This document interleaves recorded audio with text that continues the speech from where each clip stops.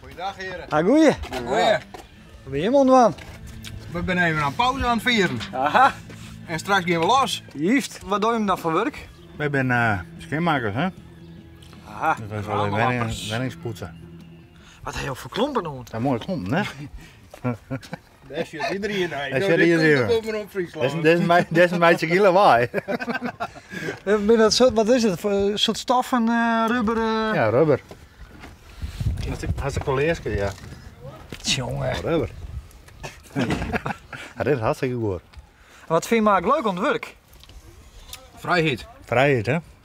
Ik ben net zo'n bedrijfsman die met hetzelfde breedtrommeltje tot zijn 65e bij dezelfde bedrijf binnenkomt. Ik ben ook gewoon boeten door, een beetje vrij. Hij is zeker wel een beetje druk, of net?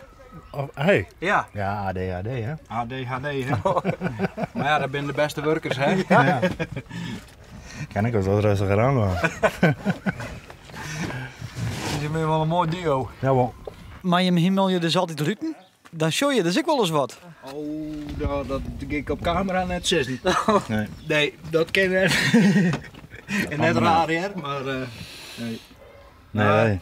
Ik ga ook een keer mijn jaars gaan, dan gang de gardinen niet en dan stond ik daar toevallig op een heug raam te wassen en ik dacht die meisje in het fort en toen stond er een poedelnaakte vrouw achter de gardinen. Dus toen schrok ik zo hut, toen voel ik achterover een leider, blauw met mijn voet hing in. Echt weer? Ja, en later ga ik een bakje koffie krijgen en mocht ik binnenkomen.